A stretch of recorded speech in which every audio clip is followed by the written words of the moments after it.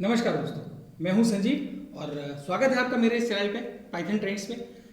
आज हम लोग कक्षा 11 के लिए इन्फॉर्मेटिक्स प्रैक्टिसेस और कंप्यूटर साइंस के लिए पाइथन की शुरुआत कैसे करें इसके लिए ये वीडियो है।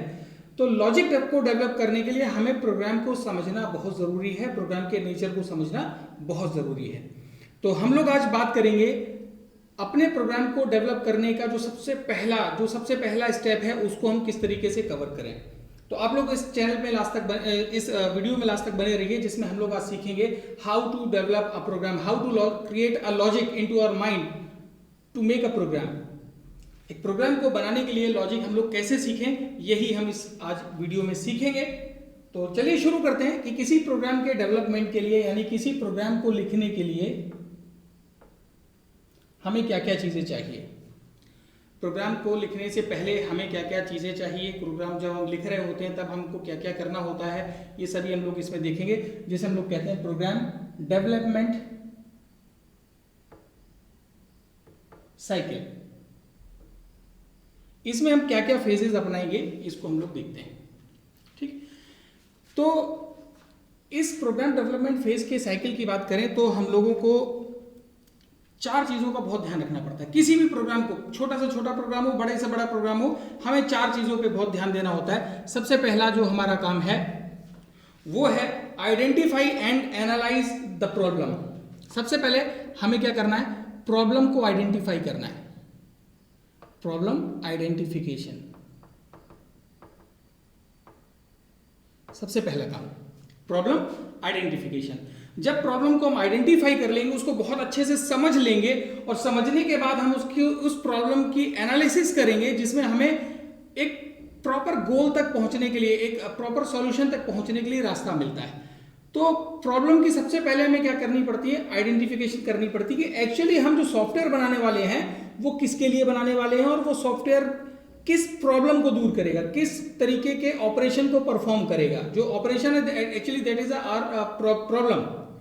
तो सबसे पहले हम क्या करेंगे, उस प्रॉब्लम को अंडरस्टैंड करेंगे, अंडरस्टैंड द प्रॉब्लम। सबसे पहले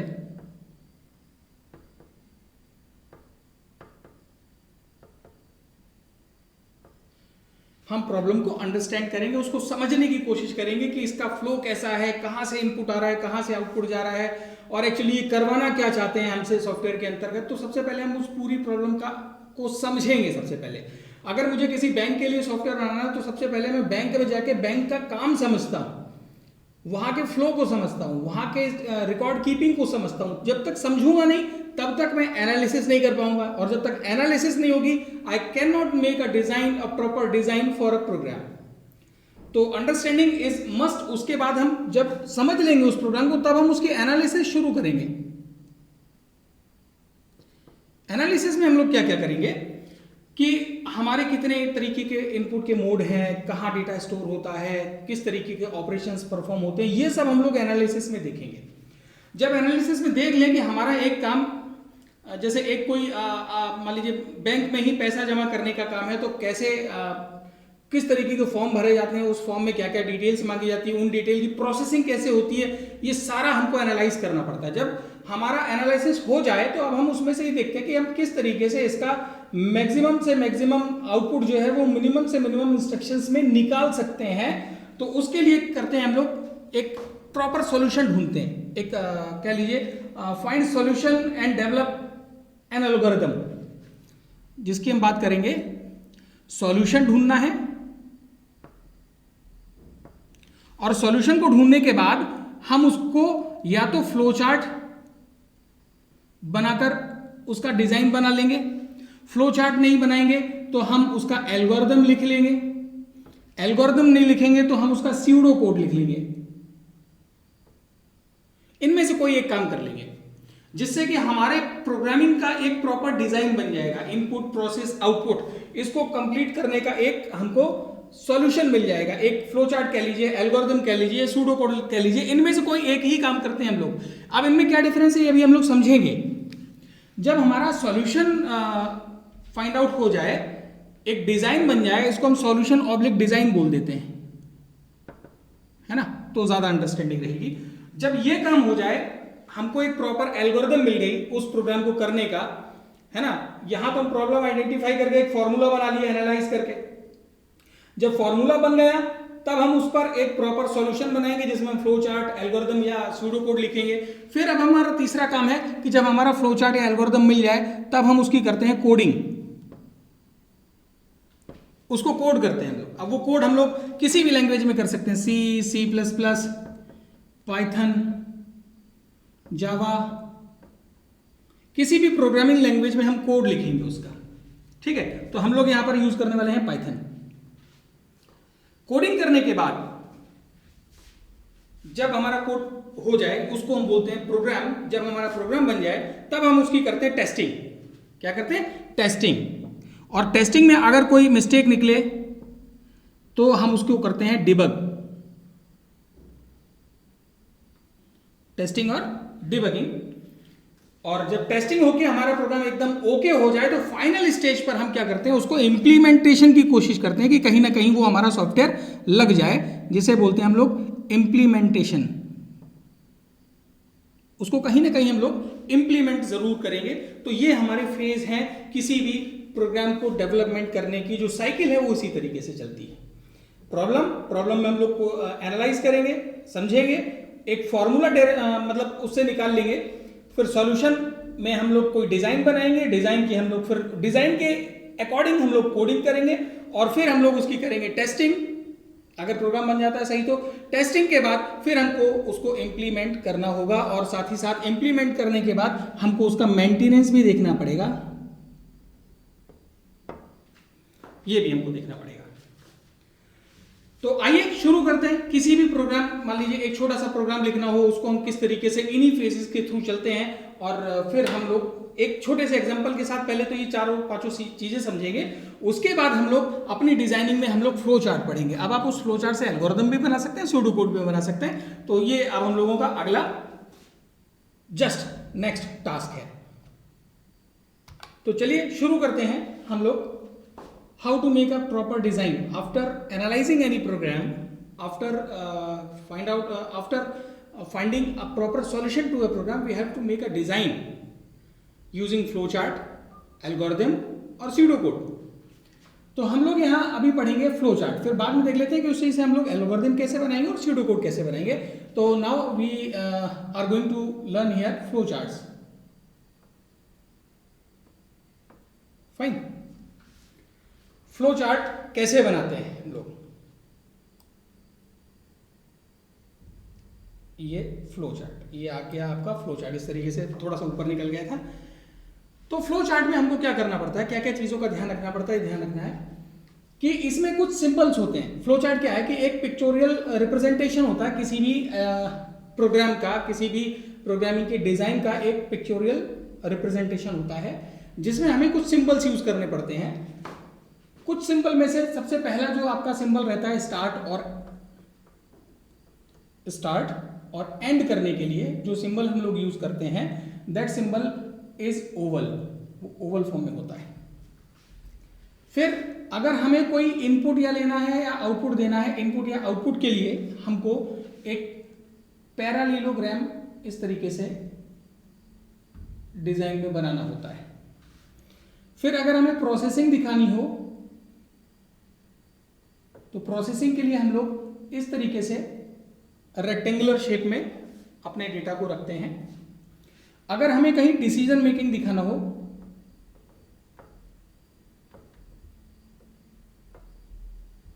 for decision making we have to use diamond boxes. और फ्लो कंट्रोल के लिए फ्लो ऑफ कंट्रोल के लिए हम लोग ये एरो कीज यूज करते हैं। बाएं दाएं ऊपर नीचे जाने के लिए हम लोग ये एरो कीज का प्रयोग करते हैं। जनरली अभी हम इन्हीं पर स्टिक रहेंगे, इन्हीं के थ्रू अपने फ्लो चार्ट्स बनाएंगे। तो फ्लो चार्ट बनाने के लिए ये सिंबल आप याद कर लीजिए। स्टार्ट एंड इनपुट आउटपुट के लिए, प्रोसेसिंग के लिए और डिसीजन मेकिंग के लिए और हमारे फ्लो ऑफ कंट्रोल के लिए। तो इनके थ्रू अब हम लोग प्रोग्राम की डिजाइन बनाना सीखेंगे। तो एक एग्जांपल के तौर पे हम लोग लेते हैं दो नंबर्स को ऐड करने के लिए। मान लीजिए एक आपको कोई बोलता है कि एक प्रोग्राम बनाइए जिसमें दो नंबर्स को ऐड करना है। तो आप अपने उन फेजेस के हिसाब से चलेंगे। सबसे पहला फेज आपका क्या था? सबसे पहला फेज कि हम लोगों को प्रॉब्लम ढूंढनी है। तो प्रॉब्लम हो गया हमारा write a program. Write a program को मैंने शॉर्ट फॉर्म में लिख दिया, write a program to add two numbers या integers. This is your problem. इसको अगर हम एनालाइज करें, एनालाइज करने पे हमको पता पड़ेगा जी, अभी हमारा फर्स्ट फेज चल रहा है, अभी हमारा एनालाइज करने पे पता पड़ेगा कि जब हम दो इंटीजर्स को जोड़ते हैं, इस प्रोसेस पे ध्यान दें, तो दो इंटीजर्स आपको इनपुट दी जाती है। जैसे मैं आपसे बोलूं 4 और 5 जोड़िए, तो 4 और 5 मैंने मुंह से बोला और आपने अपने अंदर इनपुट लिया कानों से, उसको कहां ले गए? दिमाग में, और तब आप जाकर इसकी प्रोसेस करते हैं और जो भी प्रोसेस में आंसर आता है वो आप मुंह से दे देते हैं, आउटपुट। तो इनपुट, प्रोसेस, आउटपुट, वही काम इसमें करना है। तो टू इंटीजर्स को जब हम इनपुट लेते हैं, और हमने मैथमेटिक्स पढ़ रखी है, उसके नियम के मुताबिक जब दो इंटीजर्स को जोड़ा जाता है तो तीसरा हमको जो रिजल्ट में मिलता है वो भी इंटीजर होता है। तो अगर हम इसका एक फॉर्मूला बनाने की कोशिश करें कि दो इंटीजर आपको दिए गए ए और बी, तो आपने कहा ए और बी को जोड़कर हमको कोई एक तीसरा नंबर मिलेगा, जिसको हम मान लेते हैं कि ये हमारा सी में आ जाएगा। तो एनालिसिस करने पे हमको एक फॉर्मूला मिल गया। फॉर्मूले के बाद अब हमको बनानी है डिजाइन, यानी दूसरे नंबर पे आए, हमको एक प्रॉपर डिजाइन बनानी है। इस प्रॉपर डिजाइन में क्या करना है हमको, इस फ्लो चार्ट के थ्रू, जो हमने अभी यहाँ पर आपको बॉक्सेस दिखाए थे, उन बॉक्सेस के थ्रू इसका एक फ्लो चार्ट बनाएंगे। तो सबसे पहले क्या करना है, हमको स्टार्ट करना है। सबसे पहला काम स्टार्ट। स्टार्ट के बाद आपको 2 नंबर इनपुट दिया जाता है, तो ऐसे आप फ्लो बनाएंगे। इनपुट करने के लिए आप ऐसे रेक्टेंगल, ये पैरालीलोग्राम बनाएंगे और यहां पर लिखेंगे आप इनपुट ए एंड बी। ए और बी को आपने इनपुट लिया। इनपुट होने के बाद अगला काम क्या है कि आपके दिमाग में उसकी होती है प्रोसेसिंग। प्रोसेसिंग में क्या होना है कि इन दोनों नंबर को जोड़ के एक नया नंबर बनाना है। तो उसके लिए आप मैथमेटिकल जो टर्म यूज करेंगे वो किस तरीके से यूज करेंगे कि आपको ए और बी जोड़ के जो भी आपका जो आंसर आ रहा है वो हमको एक सी में ले लेना है। ये इस तरीके से आपका बन गया है, C equal to A plus B. ये प्रोसेसिंग होने के बाद जो हमारा रिजल्ट है वो किस में है? सी के अंदर है। इस सी की वैल्यू को हम लोग यहाँ पर ऐसे आउटपुट ले लेंगे। आउटपुट के लिए फिर से आपका ये पैरालीलोग्राम बॉक्स, और यहाँ पर हम लिखेंगे आउटपुट सी, और प्रोग्राम को क्या कर देंगे? एंड कर देंगे। तो हमारा दूसरा फेज हो गया। दूसरा फेज हो गया ये। इस दूसरे फेज के बाद अब हमको क्या करना है? इसकी कोडिंग करनी है। अभी तो हम लोग सिर्फ वो लाइफ साइकिल ही देख रहे हैं, जो हमारा सिस्टम डेवलपमेंट लाइफ साइकिल, जिसको हम लोग बोलते हैं SDLC, या कह लीजिए प्रोग्राम डेवलपमेंट साइकिल, जिसमें हमारा दूसरा फेज कंप्लीट हो गया। प्रॉब्लम लिखी, प्रॉब्लम को एनालाइज करके हमने एक फॉर्मूला बनाया, इस फॉर्मूले के बेस पर हमने डिजाइन बनाई। अब इस डिजाइन के बेस पर हम लोग अपनी कोडिंग करेंगे। तो पाइथन में कोडिंग के लिए अब हम तीसरे नंबर पे आते हैं। तीसरे नंबर पे इसके अकॉर्डिंग हम कोडिंग करेंगे। तो पाइथन का कोड कैसे करना है ये तो हम अपने अगले वीडियो में देखेंगे। अभी फिलहाल मैं उसका कोड लिख देता हूं पाइथन का, कि आपको अगर 2 नंबर में इनपुट चाहिए तो आप ऐसे लिखते हैं कि ए में इनपुट लेने के लिए आप लिखते हैं इंट इनपुट, ब्रैकेट के अंदर आप एक मैसेज देंगे, फिर आपने बी लिखा, इंट इनपुट, ये फंक्शन लिखे आपने, फिर आपने ब्रैकेट के अंदर दूसरा मैसेज दिया कि enter the value of B. जब आपका ये इनपुट वाला काम खत्म हो गया, इसको देखते जाइए और आप अपना प्रोग्राम लिखते जाइए। ये दोनों काम मिलाकर आपका एक बॉक्स बन गया। अब हमको क्या करना है? C equal to A plus B. तो आपने किया C equal to A plus B, यानी ये काम हमारा हो गया। अब हमको क्या करना है? आउटपुट ऑफ सी। सी के आउटपुट को पाइथन में देने के लिए हम लोग एक फंक्शन लगाते हैं प्रिंट, और यहां पर एक मैसेज दिया द सम इज कॉमा करके सी। ये आउटपुट देने का तरीका है पाइथन में, यहां पर ब्रैकेट लगेगा। ये आउटपुट देने का तरीका है पाइथन में। बस इसके बाद प्रोग्राम हमारा खत्म हो जाता है। हम इसको रन कराएंगे तो हमको बाकायदा प्रोग्रामिंग का अपना कोड जो आउटपुट है वो डिजायर्ड आउटपुट मिल जाएगा। This is your Python code.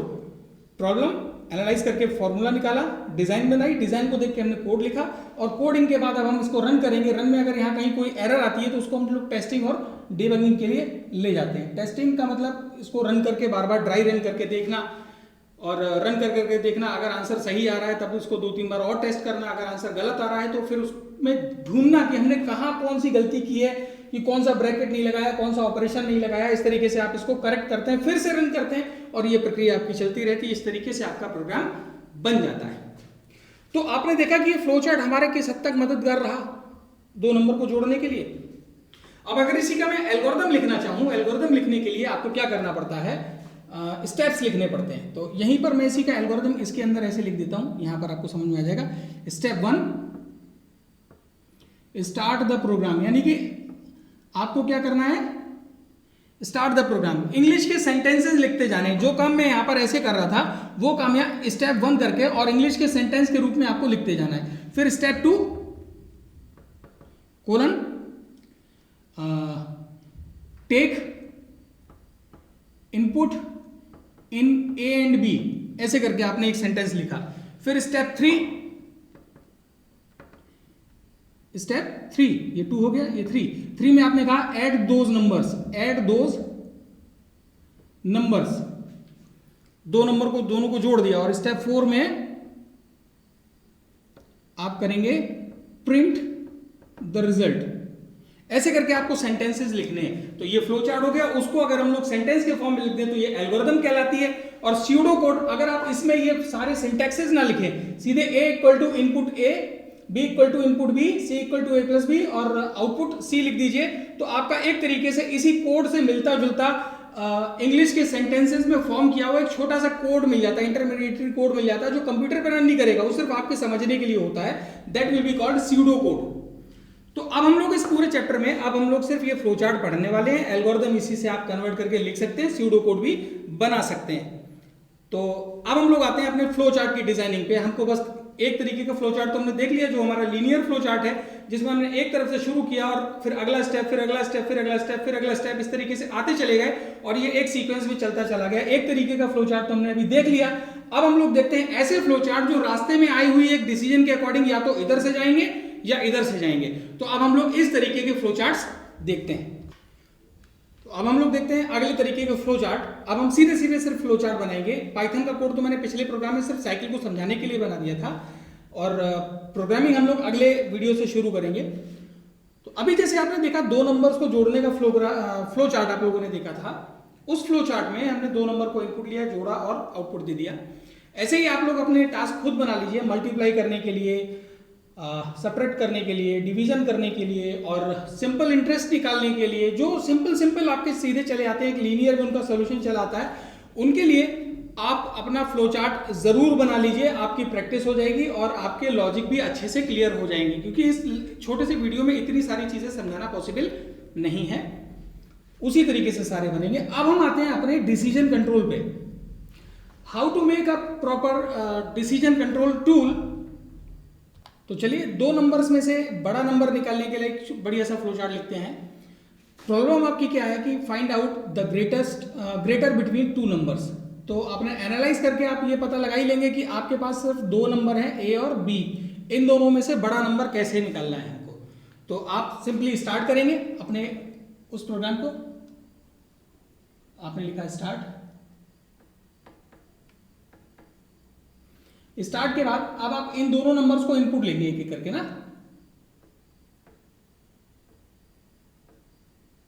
Input A and B.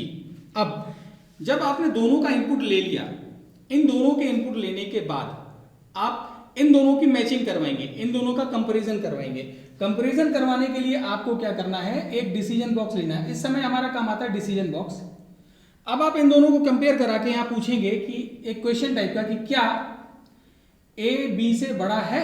एक क्वेश्चन पूछेंगे आप, क्या ए बी से बड़ा है। अब आपने ए बी में कुछ भी नंबर दे दिया हो, तो अब ये जब हम वेरिएबल के साथ खेलते हैं तो हमें नहीं पता होता है कि ये ए बड़ा होगा कि बी बड़ा होगा, कोई भी बड़ा हो सकता है। तो कंप्यूटर एक डम मशीन है, वो अपने आप तो सब कुछ करते नहीं है। तो हमको उसको सारे इंस्ट्रक्शन देने हैं, इसके ट्रू होने के केस में भी, इसके फॉल्स होने के केस में भी। यही प्रोग्रामिंग है। प्रोग्रामिंग में हम सिर्फ एक रास्ता नहीं बताते उसको, जितने उसके रास्ते हो सकते हैं हम उन सब के लिए कोड करते हैं। यूजर को लगेगा कि बड़ा अच्छा यार ये तो प्रोग्राम है कि 2 नंबर देने पे ही उसमें से बड़ा निकाल के दे देता है, लेकिन उसको थोड़ी पता है कि हम दोनों तरफ की प्रोग्रामिंग करे बैठे हैं। अगर ये बढ़ा देते हैं तो इसका आंसर, अगर ये बढ़ा देते हैं तो इसका आंसर, हम दोनों के लिए इंस्ट्रक्शन देते हैं, तब जाकर आपका एक प्रोग्राम बनता है। तो हमने इसके ट्रू होने की कंडीशन पे एक आंसर यहां पर प्रिंट कर दिया कि ए इज ग्रेटर। क्योंकि अगर ये आंसर आपका ट्रू है तो ट्रू के केस में सीधी सी बात है ए की वैल्यू बी से बड़ी होगी। तो हम लिख देंगे यहां पर बी इज ग्रेटर। जो भी आपका मैसेज होगा वो आप यहां पर दे दीजिए और प्रोग्राम को कर दीजिए टर्मिनेट, ऐसे। अब क्या होगा, अगर बी की वैल्यू बड़ी हो तो उसके केस में हम इसको फॉल्स मानते हुए उसके लिए भी हम इंस्ट्रक्शन यहां पर लिख देते हैं कि b इज ग्रेटर, एक मैसेज दे देंगे और ऐसे करके यहां पर इसको टर्मिनेट कर देंगे। तो आप इसको देखिए, यहां क्या हो रहा है कि ए और बी को इनपुट लेने के बाद एक कंडीशन चेक हुई, कंडीशन अगर ट्रू है तो ये करके एंड पे जाएगा, कंडीशन अगर फॉल्स है तो ये करके ये एंड पे जाएगा। कुल मिलाकर स्टार्ट से लेकर एंड तक पहुंच रहा है, लेकिन अब वो दो रास्तों में से कोई एक रास्ते को ही चुनेगा, या तो वो इस रास्ते से आएगा या वो इस रास्ते से आएगा। अब कौन सा रास्ता उसको चूज करना है, that depends on this condition. When this condition will be true then this way will be beneficial, and if this condition is false then it will come from this way to end, और program हमारा terminate हो जाएगा। मतलब हम programming में कोई भी कोना छोड़ नहीं सकते, हमें हर ऑप्शन के लिए, ट्रू और फॉल्स के लिए भी प्रोग्रामिंग करते हुए चली जानी, चाहे जितनी बड़ी ब्रांच बन जाए, आपके हर एक ट्रू और फॉल्स के लिए आपको प्रोग्रामिंग करनी है। अगर मान लीजिए यही केस आपका 2 नंबर के लिए है, अगर आपके पास 3 नंबर होते तब आप किस तरीके से प्रोग्रामिंग करते इसकी, तो इसका भी फ्लो चार्ट हम लोग यहीं पर देख लेते हैं कि अगर मान लीजिए ए, बी और सी में से, तो आपने सबसे पहले किया स्टार्ट। अब मैं थोड़े से सिंबल छोटे बनाऊंगा क्योंकि और जगह घिरने वाली है। फिर मैंने लिया यहां पर इनपुट ए, बी और सी, ए, बी एंड सी।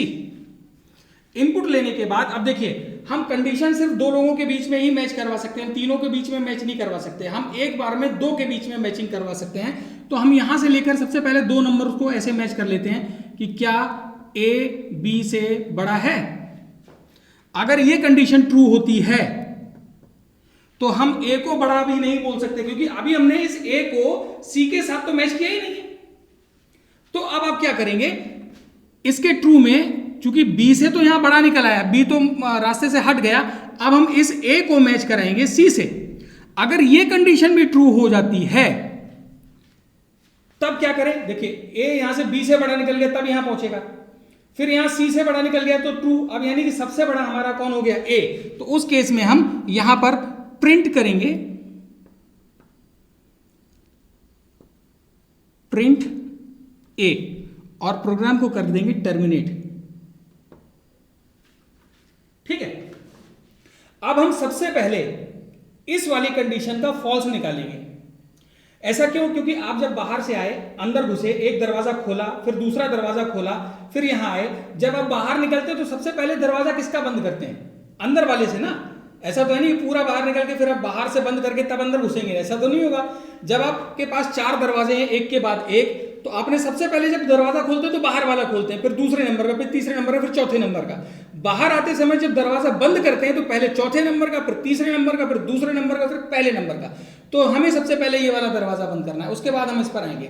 तो मान लीजिए अगर ये कंडीशन फॉल्स हुई होती तो क्या होता, तो ऑटोमेटिकली आप यहां देखिए, यहां से तो ए बी से बड़ा निकल ही आया था, ये इस तरफ तभी पहुंचा जब ए बड़ा था। लेकिन यहां पर अगर ये कंडीशन फॉल्स होती है तो सी ए से भी बड़ा हो गया, तो इसका मतलब सबसे बड़ा हमारा आ जाएगा सी। तो हम यहां पर कर देंगे प्रिंट सी। इनको थोड़ा तिरछा रखिएगा वरना आप कंफ्यूजन में हो जाएंगे, और इसके बाद हम इसको टर्मिनेट कर देंगे। तो हमारे इस ट्रू के अंदर ये वाली कंडीशन तो कंप्लीट हो गई। अब हम इसके फॉल्स में आते हैं। मान लो शुरू में ही ये फॉल्स हो गया होता तो क्या बड़ा निकलता, बी। लेकिन अभी हमें यहां पर ये तो नहीं पता कि बी और सी में कौन बड़ा है, तो अब हम इसके बाद इसकी मैचिंग किससे करते, सी से, कि इज बी ग्रेटर देन सी। अगर ये कंडीशन ट्रू निकलती, इसके ट्रू को मैं यहां ले जाता हूं, अगर ये कंडीशन ट्रू निकलती, सॉरी ट्रू, फॉल्स नहीं, ट्रू, अगर ये कंडीशन ट्रू निकलती तो कौन सा बड़ा होता, बी बड़ा होता, क्योंकि यहां से तो ये ए से बड़ा होकर आ गया और यहां बी सी से भी बड़ा हो गया। उस केस में मैं प्रिंट कर दूंगा बी को और कंडीशन को खत्म कर दूंगा। लेकिन अभी इस चीज का फॉल्स बाकी है। क्या होता कि अगर ये कंडीशन फॉल्स हो जाती तो उस केस में क्या बड़ा निकल आता, हमारा सी बड़ा हो जाता है। इसको हम बस खाली यहां तक लाके ऐसे छोड़ देंगे और ये हमारा फ्लो चार्ट कंप्लीट हो गया 3 वेरिएबल के लिए, और ये वाला जो फ्लो चार्ट था वो 2 वेरिएबल के लिए। ऐसे आप 4 वेरिएबल के लिए बना सकते हैं, तो ये थोड़ा सा और फैल जाएगा।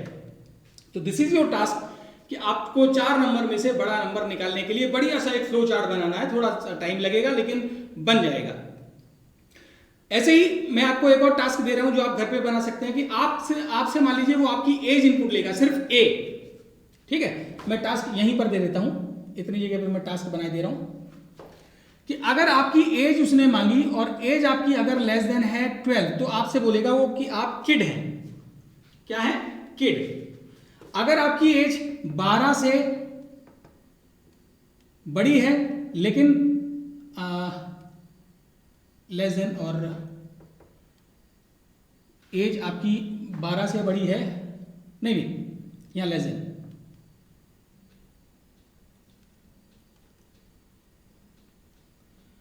आपकी एज 13 से लेकर 19 तक है तो आपको बोलेंगे कि आप टीनेज हैं।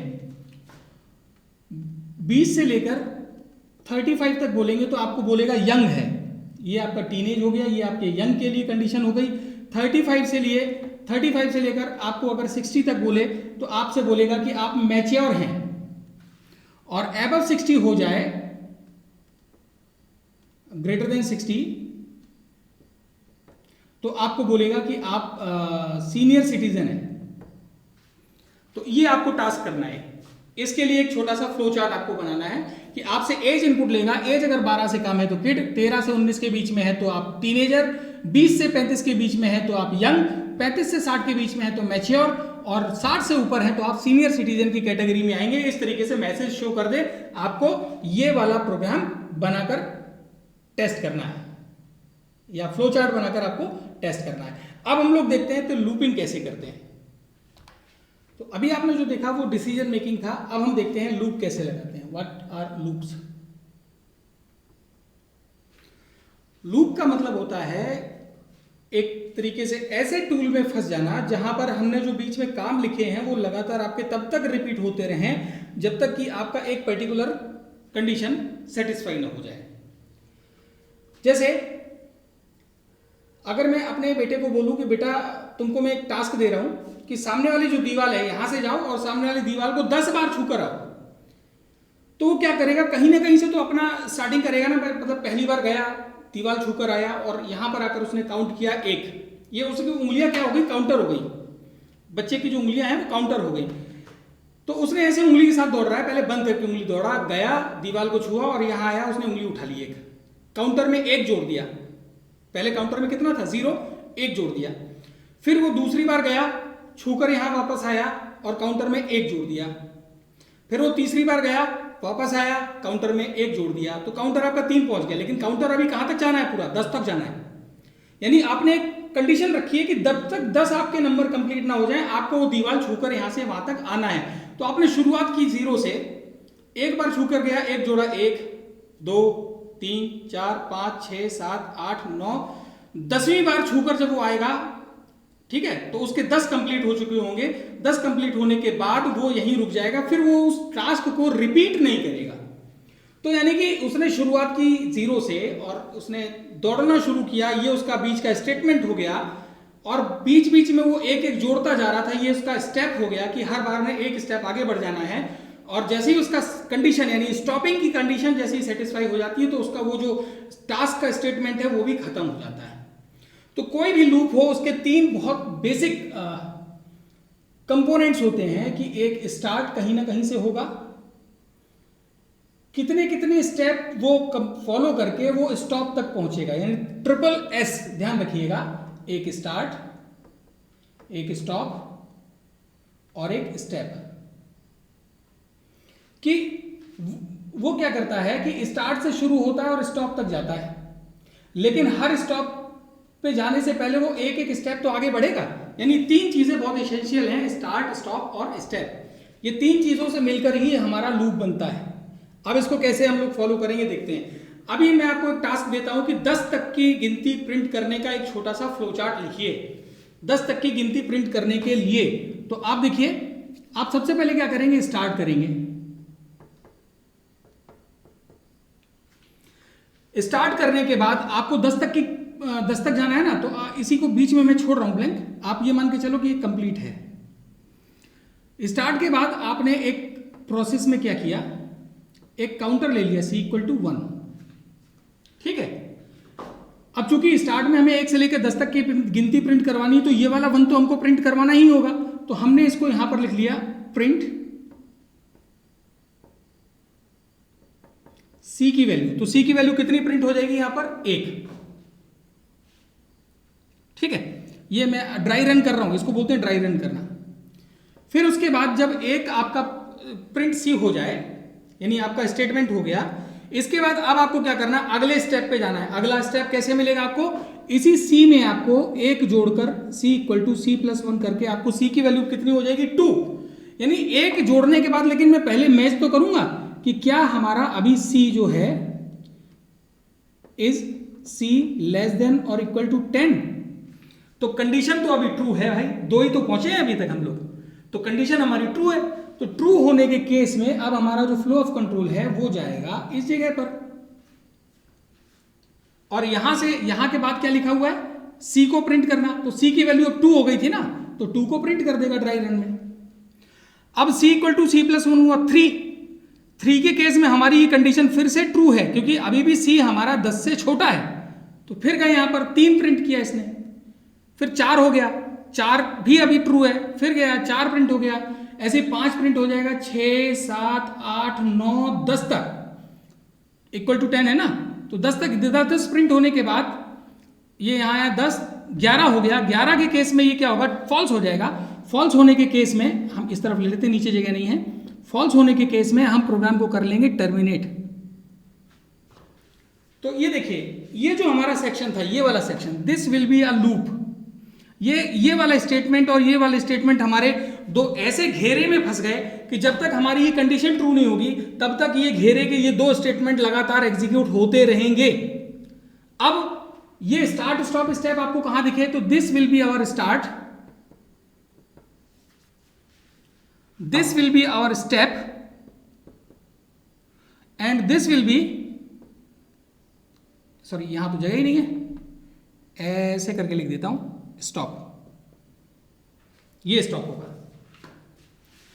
तो ऐसे करके लूप बनता है।